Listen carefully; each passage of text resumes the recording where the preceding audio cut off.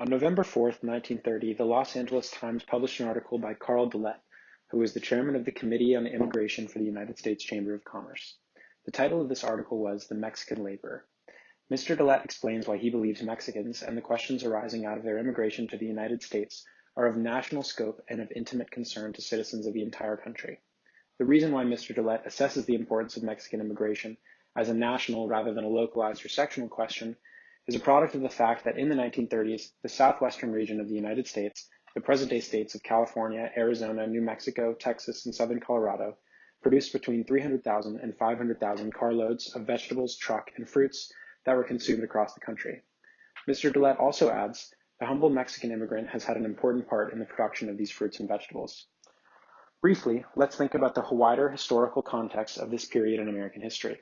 The United States was in the middle of an economic downturn known as the Great Depression. Furthermore, the economic life of the southwestern United States was reliant on Mexican laborers to produce food for the entire country. 12 years after the publication of Mr. De Laitre's article, the Bracero program emerged, and with it a stereotypical image of the Mexican laborer established itself in the common American conscience. I believe Mr. De Laitre's writing demonstrates that a prevailing biased attitude towards Mexicans had formed as early as 1930.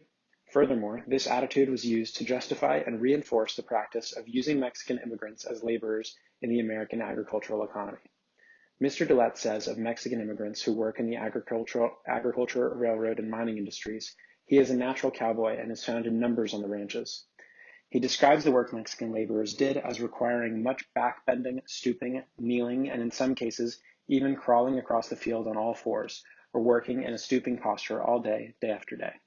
Later, he classifies the work as arduous, tedious, repetitive, monotonous, and exacting, often requiring the laborer to toil in the dirt, dust, and heat. Nevertheless, he adds, Mexicans are especially well adapted to the common labor tasks required in the Southwest. They are fond of outdoor life and rural occupations and are accustomed to the section's climatic conditions. They easily enter a nomadic mode of living, which permits them to meet the seasonal migratory demands of Southwest agriculture, and they remain in farm occupations more loyally than other groups. In this statement, Mr. De Laittre reveals his prejudice and narrow-mindedness. However, we ought to analyze how Mr. De Laittre wraps up his argument. He expresses the vital importance of Mexican immigrants for the agricultural and economic strength of the United States. His bias towards Mexicans informs his reasoning when he says Mexicans are essential as an acclimated, adaptable common labor supply to continued progress and prosperity of the Southwest.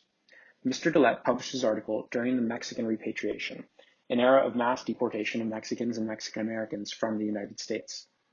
He points out that a reduction in the number of Mexicans participating in the southwestern agricultural economy would cause heavy loss in tonnage and revenue to the railroads, would cripple industries built up in the Southwest as a result of and dependent on agricultural operations.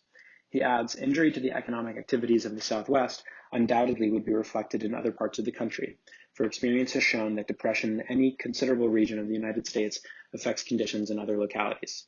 In this way, Mr. De Laittre concludes his exposition on the crucial role that the Mexican labor played in the 1930s American economy.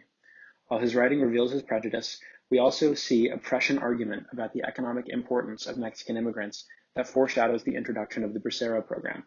Furthermore, we can see that a popular myth about Mexican immigrants had already emerged in the American political discourse of the early 1930s.